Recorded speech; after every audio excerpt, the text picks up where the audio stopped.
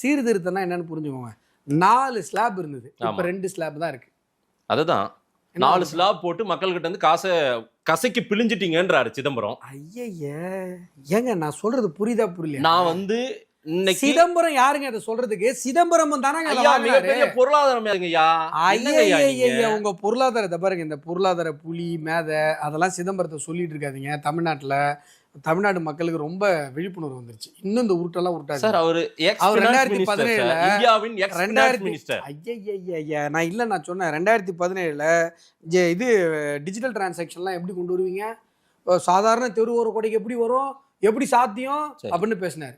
இப்ப கூட அது நம்ம 2 பேரும் ஏற்கனவே பேசுனது. ஆமா பேசியிருக்கீங்க, சொல்லியிருக்கீங்க. அது பாருங்க 10 லட்சம் பேர் பாத்துருக்காங்க 24 மணி நேரத்துல. ரைட்டுங்க. இந்த கதையெல்லாம் விடாதீங்க. சிதம்பரம் ரீல்லாம் வந்து தொங்கிட்டு இருக்குது.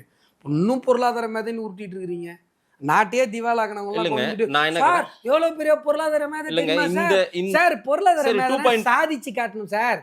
நாட்டுடைய பொருளாதாரத்தை கொண்டு போய் அகலபாதத்துல போட்டு சார் அவர் எவ்வளவு பெரிய மேதை தெரியுமா? அசோதாமன் நானுமே விலை குறைந்திருக்குது, விலை குறைந்திருக்கு நான் பார்த்தேன். இன்னைக்கு நீங்க இருங்க நான் பார்த்தேன் ஒத்துக்கிறேன். சந்தோஷம். இருங்க நீங்க உங்க சந்தோஷம் எல்லாம் இன்னும் நல்லா சந்தோஷமா சொல்லுங்க.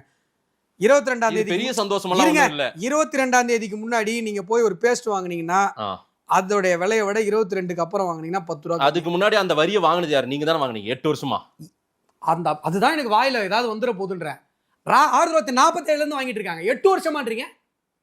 எங்க இருந்து வருது? இந்த எப்படி இப்பெல்லாம் பேசுறீங்க சார்? 2017ல ஜிஎஸ்டி கொண்டு வரும்போது அன்னையில இருந்து இன்ன வரைக்கும் 55 லட்சம் கோடி மக்கள் பணம் கசக்கி பிழிந்து மக்கள் பணத்தை வந்து வரியா எடுத்திருக்கீங்க. ஆமாவா இல்லையா? 2017க்கு முன்னாடி மக்கள் பணம் வரியா வாங்கப்படலையா?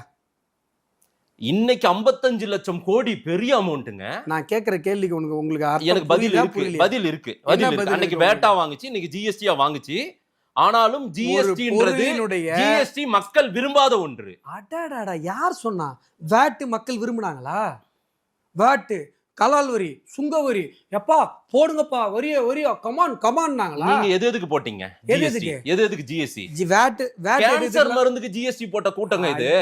இந்த அரசாங்கம் மோடி வந்து கேன்சர் மருந்துக்கு போட்டாருங்க ஜிஎஸ்டி. மாதேஷ் ஏதாவது சொல்ற போற மாதேஷ், ஏதாவது வார்த்தை வந்து ஊந்துற போது மாதேஷ். கேன்சர் மருந்துக்கு இப்ப ஜிஎஸ்டி போட்டாங்கன்றீங்கல்ல, அதுக்கு முன்னாடி வேட் சுங்க வரி கலால் வரி இல்லாம இருந்ததா? சார் இது வந்து ஒரு பொருள் சொல்லுங்க. இவ்வளவு தூரம் பேசுறீங்கல்ல, ஒரே ஒரு பொருளுங்க. 2017ல ஜிஎஸ்டி வந்ததுக்கு அப்புறம் இந்த பொருளுக்கு 0.1% வரி அதிகமாச்சுங்க. அதுக்கு முன்னாடி வரி இல்லைங்க. ஒரு பொருள் சொல்லுங்க பாப்போம். நீங்க இப்படி கேவலமா புழுவுறீங்க ஒரு பொது வாழ்க்கையில இருந்து.